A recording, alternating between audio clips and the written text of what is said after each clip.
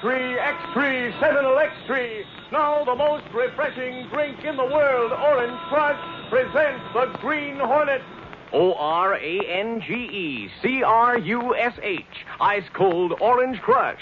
It sparkles, it tingles. It makes you feel fresh again. It's the most refreshing drink in the world. Try it and see. Next time and all the time, ask for and be sure you get Orange Crush. And now, the Green Hornet.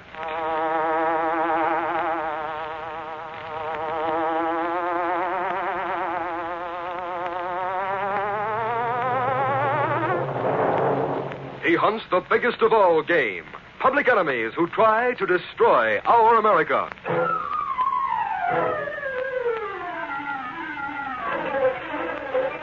With his faithful valet Cato, Britt Reed, daring young publisher, matches wits with the underworld, risking his life that criminals and racketeers within the law may feel its weight by the sting of the Green Hornet. Ride with Britt Reed in the thrilling adventure of Face in the Television. The Green Hornet strikes again. The adventures of the Green Hornet are brought to you recorded by the most refreshing drink in the world, Orange Crush. Delicious ice-cold Orange Crush is made with real fresh oranges, with all its wonderful fresh fruit flavor sealed in that sun-proof Orange Crush brown bottle. The exclusive brown bottle that keeps light out, keeps flavor in. Always look for that exclusive brown bottle and enjoy the one and only Orange Crush.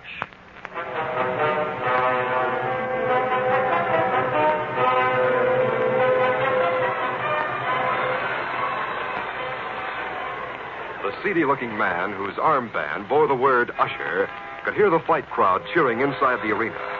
But after looking at his watch, he turned his attention to the rear door of the auditorium, the one that led into the alley. Philly said they'd be here right on the dot. Now by golly, they are on the dot. We're here, Pop. Is everything okay? It should be. I'll look again, Phil. Just a minute.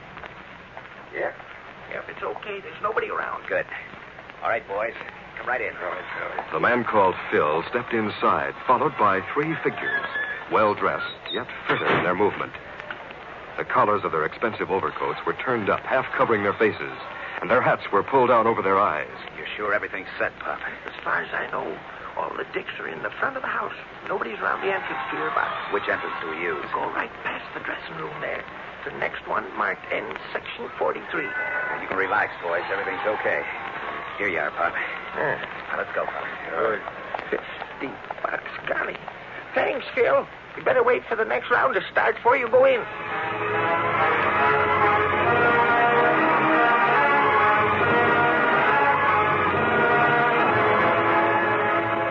Britt Reed, young publisher of the Daily Sentinel, looked up as his private office door opened.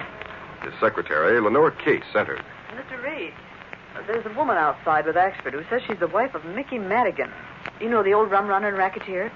Well, Axford says you might be interested in hearing her story. Oh? Well, I thought Madigan wasn't allowed in this town. Isn't he supposed to quit the rackets and settle down at some resort out west? Yes, but you see, he and his wife have been separated for years. Or so she says. She seems to be a little upset, Mr. Reed. Well, I'm just telling you what Axford said. Well, maybe she has a story. Send her in, Miss Case. Michael Axford led Judy Madigan into Reed's office and sat her on a chair beside the publisher's desk. There were traces of faded beauty in her troubled face, but the tone of her voice had a coarseness that had evidently always been there. Well, here's what it's all about, Mr. Reed. I could swear I saw Mickey on television last night. On television? Yeah. Mrs. Madigan was looking at the fights, Reed. Tony Carpote and Joey Shevlin fought last night, you know. Yeah, it was a good scrap, too. What a sawbuck on it. Now, tell Mr. Reed what you saw, Mrs. Madigan, or what you think you saw. Yeah, I was just gonna. It was like this, Mr. Reed. I'm sitting there in this juice parlor thinking how if that no-good Mickey had sent me some of the dough he's supposed to send me, I'd be right there at the ringside instead of getting the fight on the second bound. Yes, and... Yeah, well, right before the beginning of the last round in the semifinal, the camera sort of moves around the place. You know, instead of keeping pointed at the ring. They were showing that there was a full house there. Yeah. And who do I see walking into a box down on the end of the place but that heel husband of mine? Are you sure? Well, I said before I'd swear to it, but Well, maybe... Oh, it could have been some other guy. Yeah, I don't think so. Oh, that's why I thought maybe you could help me find out. Well, what do you want me to do, Mrs. Madigan? And why? Oh, I was going to leave the doing up to you. And the reason why is because if he's in town, I'd get a lawyer to hit him with a court order and get some of that money they said he should send me, but which he don't. And I thought if Mickey Madigan was in town, Reed, we could make something big out of it. Now, he beat the law, you know. But as far as this city's concerned, he's still sort of a public enemy. Now, I thought maybe we could look over some of the pictures they took at the fights last night and see if they show anything. I doubt it. Most of them are action shots in the ring. I think if Madigan were there, the police on duty in the lobby would have seen him enter or leave the place. That heel could disguise himself as a snake and crawl in. And he likes his fights so much, he'd chance a brush with the law to see a set to like last night. I can take her over to the photo morgue if you say so, Reed. Well, let's all three of us go.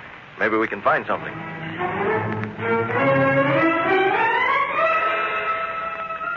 Well, there you are. And that about completes what we have. And there wasn't a sign of him in any of them, was there? No. But that's on account of he wasn't sitting at the ringside. He was in a box at the end of the arena. Well, you've seen them all, Mrs. Madigan. Joe, there aren't any more pictures on the fight, are there? No, Mr. Reed, not on the fight. I do have a couple, though, taken in and outside Capote's dressing room. Do you want to see those? They're right here. No, thank you, Joe. I don't about... But wait. We may as well look through them as long as we're here. Sure. Let's see him, Joe. Yeah, here you are. Well, this is no good. No, this. What an eye that fella has. And this shot outside the dressing room... Hey, wait a minute, Mr. Reed. That next one there, let's see it. But what is it? What do you see? Look. That guy back there at the edge of the crowd, heading for the exit sign. Well, I can only see part of his Well, face. that's all you can see of any of them. They're putting their coat collars up, it looks like. Well, don't forget it was cold last night. Mr. Reed, Mr. Actor, that's him. That needle nose of his. That's Mickey, all right, I know. You can't be sure in a picture that size, Mrs. Madigan. There are a lot of persons in it, too. Joe, take this picture, will you? And this other one, too. It's almost the same shot as the first. Give us the biggest blow-up you can on this one section of the picture. You see? Or mark the circle with this pencil. There. Uh-huh. Now do it fast as you can. Right. And you, Axford, get Miss Kirby to give you whatever pics we have on Madigan in our file. Okay. We'll soon have an idea how right you are, Mrs. Madigan.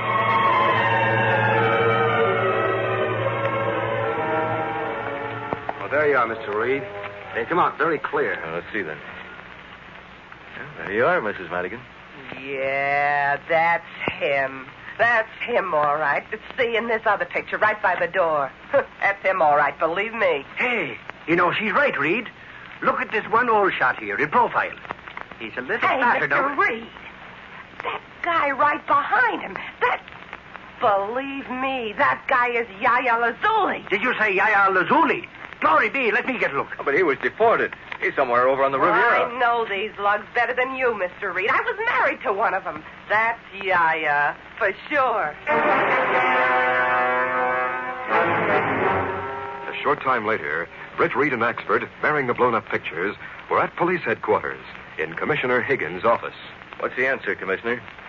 You agree they're Madigan and Lazuli, don't you? Yes. This is more than a surprise, Reed. It's in the nature of a shock. Because I can see you're more than right. More than right? Because that third man, the one a little behind Lazuli, that, Reed, is Darrell Brisson. You mean Pretty Boy? Yes, Pretty Boy Brisson. I had the pleasure of seeing him go to prison, and of seeing him put on a plane for Mexico when he got out a few years back. But there he is. Oh, foodly-oodly-dee. The three greatest racketeers of our time back in town here. And the police have never been aware of it. Reed, don't break anything on this story, will you? Let's see what we can find out first.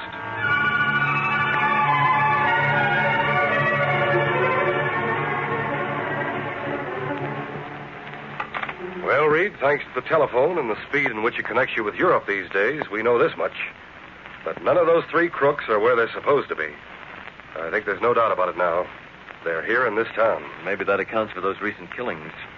And the talk we've been hearing that the rackets were on their way in again. I can't understand, though, why the arena's management hasn't been able to trace the tickets. Well, we've only the approximate position of the box they occupied. Mrs. Madigan said that they... Well, go ahead. Higgins speaking. Oh, yes, Schultz. What have you got? Oh, yes? Yes? We'd better remember that. Trying to hold out, huh? I see. Good. What did you find? What? Oh, thanks. Yes, that's very important. Thanks. Keep following up. Well, the agency tried to hold out and say they didn't know who bought the tickets for those 4 boxes in that section Mrs. Madigan pointed to. But Schultz found out, didn't he? Yes. One of the clerks, he'll get fired probably, blurted out who got them. It was Phil Stefanos, Big Tom Morton's secretary. Reed, did you hear that? Morton. I told you time and time again that he was no different than any other politicians that ever took over that first and second ward setup. Hold your horses, Axford. I think the three of us have discussed Tom Morton in the past. I think, too, we've agreed he's just as deep in the rackets as he was back in the 20s. Him and his charities, it is supposed to be doing good. Why, anybody can see the way he lives, he's got to be a crook. Well, we've seen how he lives, Axford, and we've seen how he works. But we've never been able to get anything on him. The Treasury Department says he pays his taxes, so... You're going to face him with this right away, aren't you, Commissioner? I most certainly am. I'm getting a couple of my men, and I'm going to ferret out Tom Morton right now.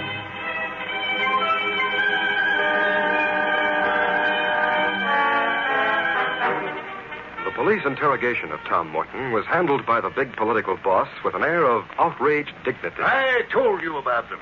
I bought 4 boxes and put them at the disposal of the men attending the convention of the Ancient Society of Camels as a gesture on the part of the city. I don't know who got them. And as most of the delegates went home last night or this morning, it'll probably take us a few days to make contact with them all and find out who got the tickets. For 3 boxes. Do that. And you'll find when you check that there were 4 boxes used by them. And that the ghost your men saw in the 4th...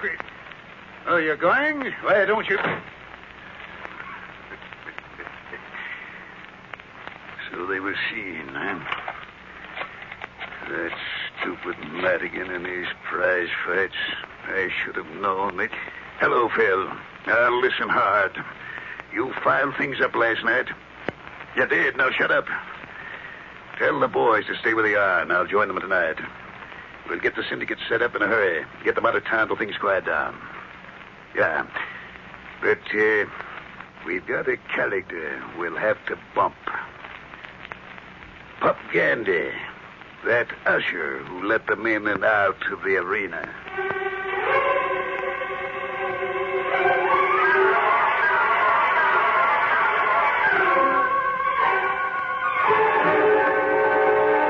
We'll continue our story in just a moment. Partners, I can't think of anything I'd rather do right now than open up a refreshing ice-cold bottle of Orange Crush. Cooling, refreshing Orange Crush. It sparkles, it tingles. It makes you feel fresh again. Say, have you tried it yet? If you haven't, you're missing the most cooling, the most refreshing, the most delicious drink in the world. And listen, do you know why it's the most refreshing drink in the world? Do you know why Orange Crush is one drink that's actually good for you? It's because Orange Crush is one drink that's actually made with fresh oranges. Fresh, juicy, tree-ripened oranges. Yes, sir, real fresh fruit flavor and goodness. That's why it's the most refreshing, the most delicious drink in the world. And that's why you can drink all you want. Orange Crush is really good for you. Good for youngsters, good for grown-ups. So next time and every time you want a delicious, cooling, refreshing drink, be sure you ask for Orange Crush. But remember this, be sure you get the real thing. Orange Crush in the exclusive sunproof brown bottle. The bottle that keeps light out, keeps flavor in. If it isn't in that famous brown bottle, it just isn't Orange Crush. It's OrangeCrush, the most refreshing drink in the world. Orange Crush. Now, back to the Green Hornet.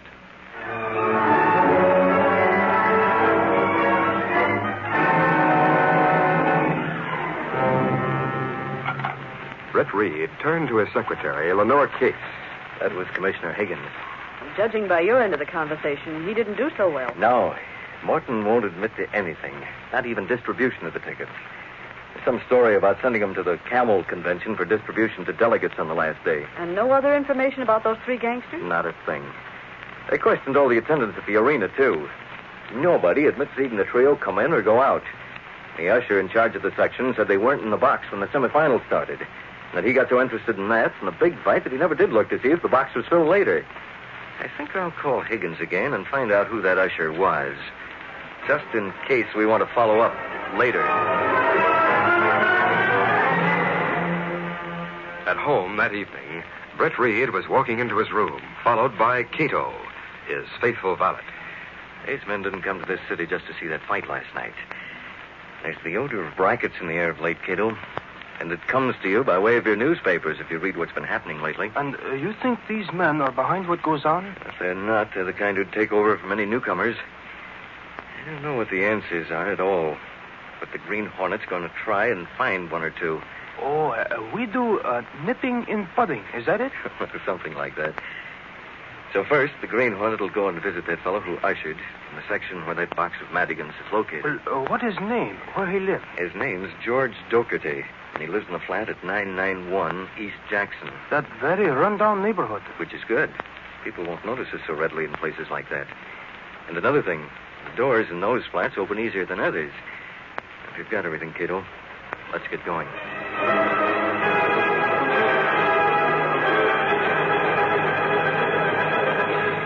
George Docherty was frightened into a panic by the sudden dramatic appearance of the Green Hornet. Within a few minutes, cowed by the Hornet's threats, he was gibbering his tale of the previous evening. I didn't want to lose my job because I would if the boss knew I went out before the fights were over. I took the $10 Pop gave me and went out like he said.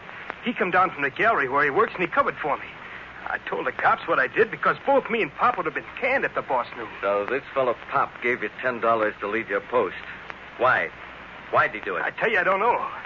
$10 is $10, and I just ankled out like he asked. Come back after the fights to get my salary. Yeah, you would.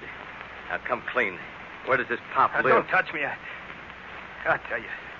His name's Pop Gandy. That's all I know him by. He lives a few blocks from here, at 1031 Fair. The Green Hornet had left Cato and the Black Beauty on the corner of the street in which Pop Gandy's house was located. Oh, Mr. Britt, what happened? Let's get out of here in a hurry. Pop Gandy is dead. What? His body is still warm. And I saw the man who murdered him running out just as I came in. Golly, I see that man run out just as you go through alley before. Was he man who wore a check cap? Yes, but neighbors came in and saw me looking at the old man's body when I found it. I had to go through the window and down the fire escape. Where'd the man in the check cap go, did you see? Oh, sure thing, Mr. Britt. He jump in car. Car stop at corner for traffic light.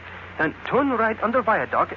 We follow him? If you can, certainly. Car can't be too far away. I know it if I see it. We catch it, don't worry.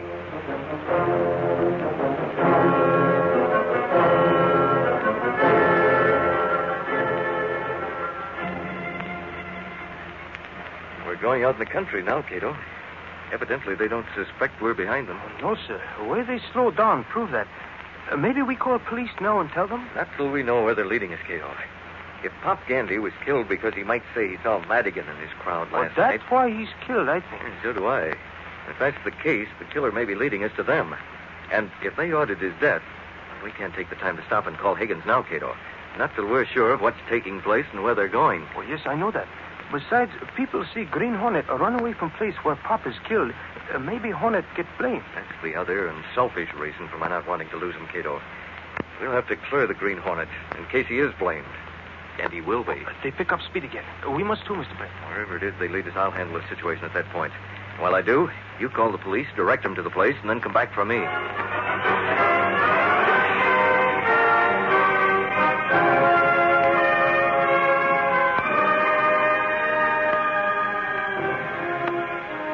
There were 4 men seated around the table in the living room of a cottage, which was located in a woods off the main road. Seated at the head of the table was Big Tom Morton. To his immediate right and left were Yaya Lazuli and Pretty Boy Brisson. Opposite him was Mickey Madigan. Each was reading one of the many sheets of paper in front of them. Morton was talking. So you see, boys, the setup is fair to every one of you. Now, if there's anything in your copies of our arrangement that needs changing, let's do it now. If not, I think it'll be a good idea if we get out to Bayview so you can get aboard that yacht. Yeah, what is it, Yaya? Wait a few minutes, Morton. I've got to bring a good report back to my partners. If we're going to handle the machines and the handbooks down south, why don't we get a bigger cut on the hotels you're buying up? Well, that's easy, Yaya. I'm shelling out plenty of extra money to get these places. My own money. Tom's right, Yaya. Don't you think so, Brisson? Yeah, look, I'm getting my extras on the dope. And you, Mickey, you're getting your extras on the numbers. We all have our own pet rackets. We should get extras. So, Yaya, if Tom can handle these hotels the way he wants... I'll put in the best gaming rooms in the country. We'll get floor shows to bring the people in. Okay. I was just saying. I've given years of thought to this, boys. And you'll find these agreements we just signed short. You'll have to stay undercover again for a while. I wanted to see that Kaufman-Berrigan fight out at Olympic Stadium tomorrow night. You and your fights, Mickey. That's why we got to hustle out of town in such a hurry now. What do you mean? If I didn't know that you... Boys, no debating. Let's get this thing to a close, huh? Hey, who's that? Put your gun away, Brisson. That's Phil. What's he doing here? I told him to come here. He took care of the old guy tonight. We hope. Hate to see an old guy like that get him. But... Hi, boy. Hello, boys. Hello, Phil. Well, Phil? Perfect, boys. We croaked him. Good. You hear that, boy? Yeah, it's all right. Were you the cannon on this job, Phil? No, Mickey. Finger did the job. But when you hear this, did you have the radio on tonight during the past hour? No, why? What's so funny? It came over the air. We were listening to the car on the way out. They're blaming Pop shooting on the Green Hornet. People saw him come out of Pop's after doing it. What, the Green Hornet? Yes, the Green Hey, Hornet. what Hey, Hornet? If you move your hands, any of you, you'll join Pop Gandy. Hey, where'd he come from? He came through the bedroom window. I don't think that gunman of yours will sneak in on me. I took care of him out in the car just now. Why have you come here, Hornet? To show you up for what you are, Morton, and to round up these public enemy friends of yours. What do you mean, Hornet? You want to muscle in? Shut up, Yaya. Oh, don't, Yaya. Tell me more. I do want to muscle in. I want to take over. What are these papers here? Oh, that's the setup we got. As You Lazuli wanted him, started wanted to to talk, come around the Brisson floor. swung and hit him flush on the jaw. You talk too much, you When won't. Brisson's arm came back, the Green Hornet's gas gun had gone off in Pretty Boy's face. That's for you, Brisson. The gas will keep you quiet. As the Green Hornet spoke, the three men suddenly fanned out and converged on the Hornet. Madigan was first. Only gas, no bullets. I'll take that gun, Hornet. Take it. Madigan went down. Big Tom Morton closed in on the Green Hornet, ducking beneath the gun and grabbing him about the waist with his arms. I've got him, Phil. Take his gun. But the Green Hornet's arms and hands were still free. As Phil Stefanos rushed from the side, the Hornet's fingers closed on the gun trigger, sending a spray of gas into the gangster's face. Why, I got him. Now I can concentrate on you, Morton. I'll welcome the chance to knock you around a bit before the police come for you. The Green Hornet's knees bent, and with a judo trick, he brought his arms up beneath those of Tom Morton and sent the giant of a man crawling backwards. I'm going to use my fists, not gas, to put you to sleep. Now stand up and fight. That's it. You dirty... And here. How do you like that? And this one is for killing an old man, Pop Gandy. Oh, my jaw's broken. Your writing had better not be. Get up again. I said get up. Yes, I am. Now walk over to that table. That's it. Now sit down. I'll start writing a confession. One that includes the story of how Pop Gandy was killed. If you Don't hit me again, all right. I'll tell everything. About the boys, too, only... Go ahead. We've only a minute. While you're doing that, I'll go through these papers here on that table. Go ahead. As Morton wrote a confession, naming the man Finger as Pop Gandy's murderer, the Green Hornet heard the police car stop in front. His eyes blazed above his mask as he read the criminal contracts signed by the racketeers. So that's the setup. Oh, thank heaven that's been nipped in the bud. Are you finished? Yes. Where are you going? I'm going to be back here by the bedroom so I can get away when the cops come in. Read that to me. I don't have to. Okay. Don't come back. I'll read it. Finger Flanders was the one who shot Pop Gandy. He did it because I told him to. Hornet, where are you? He's gone. Yes, but the police are here. And I heard that confession, Morton. Don't try to tear it up. Come on in, men. Who's that moving, Lazuli? That guy in the floor's reaching. Well, get him. I got him. That'll hold you, Lazuli. All right, take this man and that paper in his hand. All right, come on, you. The Green Hornet was trying to free me. Come on. We'll see about that. He was here. Must have gone through the other room. All right, go after him, a couple of you. Rest, tie up this bunch. Now, let's see what's in this mess of papers here.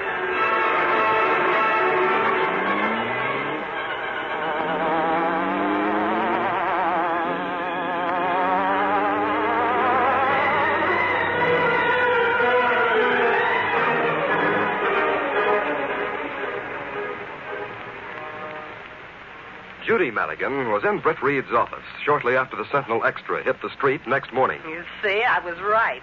I did see him on the television. And the good thing you did, Mrs. Madigan.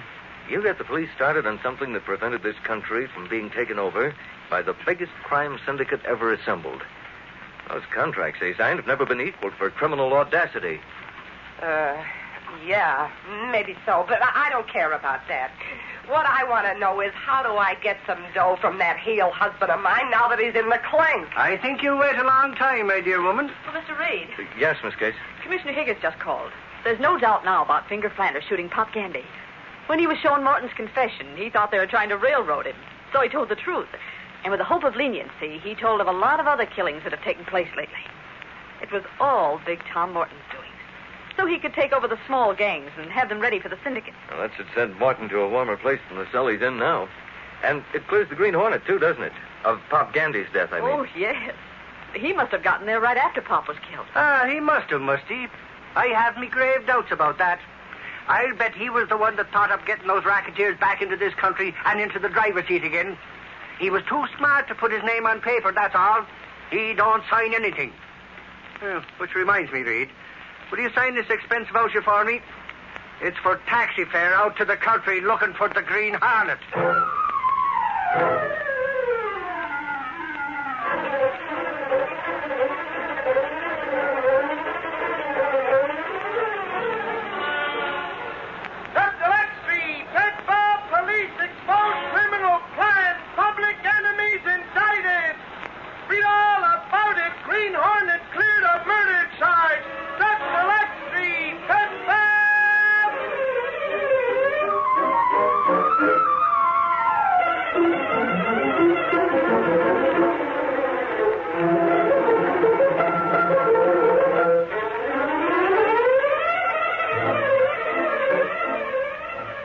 That's the Green Hornet story for today.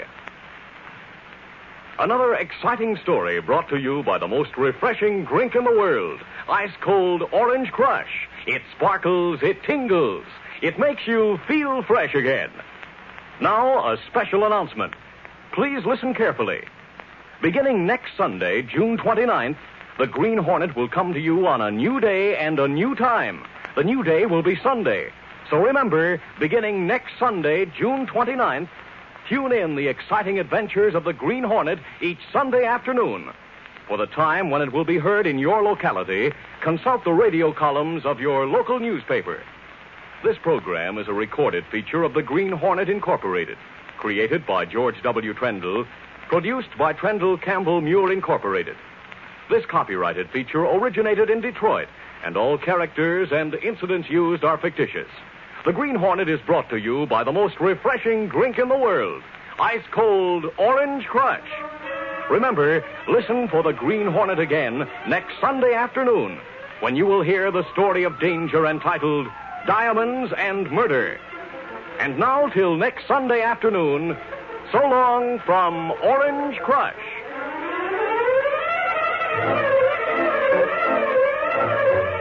This is the Mutual Broadcasting System.